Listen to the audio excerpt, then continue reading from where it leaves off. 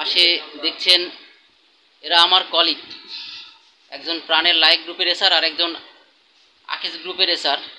তো প্রতিদিন সকালে আমাদের অনেক অনেক কাজ করতে হয়।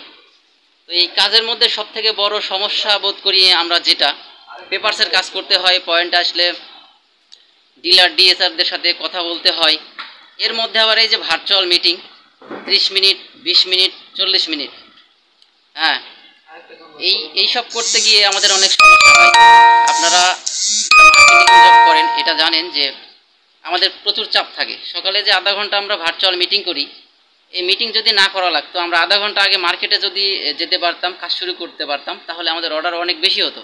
কারণ সকাল সকাল মার্কেটে গেলে অর্ডার ভ্যালু অনেক ভালো আসে, কিন্তু এরকম সুযোগ আমাদের হয় না। সকালে পয়েন্ট আসলে বিভিন্ন রকম হিসাব নিকাশ কথাবার্তা বলতে বলতে মিটিং করতে করতে আমাদের সময় শেষ। তারপরে মার্কেটে লেটে গেলে কিন্তু অর্ডার হয় না। লেটে মার্কেটে গেলে অর্ডার না হওয়ার একটা কারণ হয় কি, আগে যারা যায় তাদেরকে অর্ডার দিয়ে দেয় কাস্টমাররা। আমরা যখন যে পুষি তখন বলে যে ভাই ঠিক আছে আপনার প্রোডাক্ট আমার লাগবে, কিন্তু আজকে অলরেডি আমি 5,000 টাকার অর্ডার দিয়ে দিয়েছি, নতুন করে আর অর্ডার দিয়ে মাল নেওয়ার মতো সামর্থ্য আমার নেই।